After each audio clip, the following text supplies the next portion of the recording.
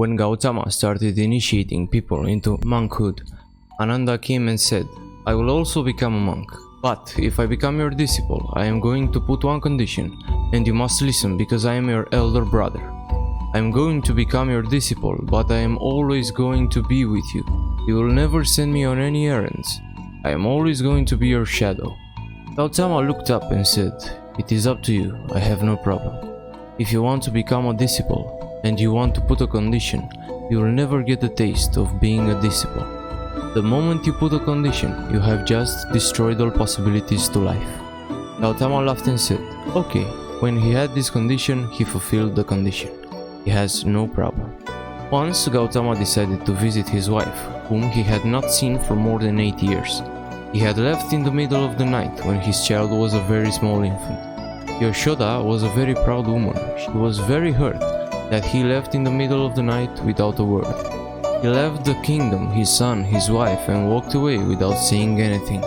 8 years later, he went to see her because he wanted this possibility that he had experienced to become possible for her. Gautama said to Ananda, "Now I am going to meet my wife. Please stay away, you are not needed.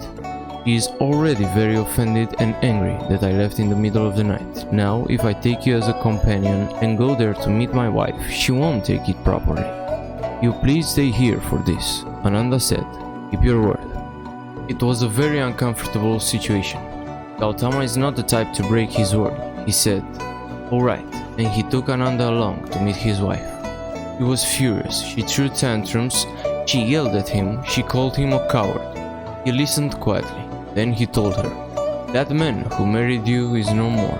That man is gone. But I am here. Now I am Buddha. I am a realized being. Whatever was possible for that man was maybe a few more children, but now something tremendous is possible. This man is totally different. Please, look at me. I am not the same person." She said, "Nothing doing. You are my husband. These are all conditions on relationship like Ananda's. You are a coward and you left this little son. He does not even know who his father is. You ran away." He had many things to say. She said everything that she wanted to say. Gautama said, "That is fine." Then Yashoda played the usual trick. She said, "What is it that you are going to give your son?" She brought her son and said, "Ask your father what he is going to give you." Gautama had come prepared. He called Ananda and said, "Please bring my begging bowl." He brought the begging bowl. He called his son and said, "I do not want you to suffer as a king, so I am giving you the ultimate freedom. My legacy is my begging bowl."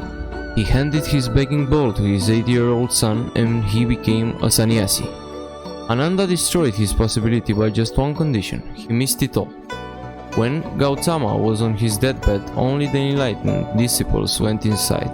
All the others were left outside. Ananda cried and said, "I was so close to him, but I am left out of his circle. Why? Why did it not happen to me?" When people asked the same question to Gautama, he said, "How can a spoon taste the soup? If you want to taste the soup, you need that awareness of the tongue. The moment you set conditions in life, you become inanimate. You get reduced to a thing and you try to reduce the other thing. But that other thing is away from you." That was the unfortunate thing with Ananda. So, this story teaches us that placing conditions on our actions and relationships can restrict the potential for growth and understanding. Ananda placed a condition on his discipleship that he would always be with Gautama and never be sent on errands. This condition limited his ability to fully experience discipleship. Setting conditions, expectations, or rigid beliefs in life is akin to a spoon in the analogy. It limits one's ability to truly taste and experience the depths of existence because one is locked into a fixed mindset or way of being. The spoon represents a person who is conditioned, rigid, and lacking in consciousness or awareness. To taste the soup of life fully, one must be open, flexible, and receptive, much like the tongue in the analogy. This is Inspired Data. Thank you for watching. If you want more life-changing lessons, share true stories, subscribe to this channel. You can also go and watch any of the other videos on this channel.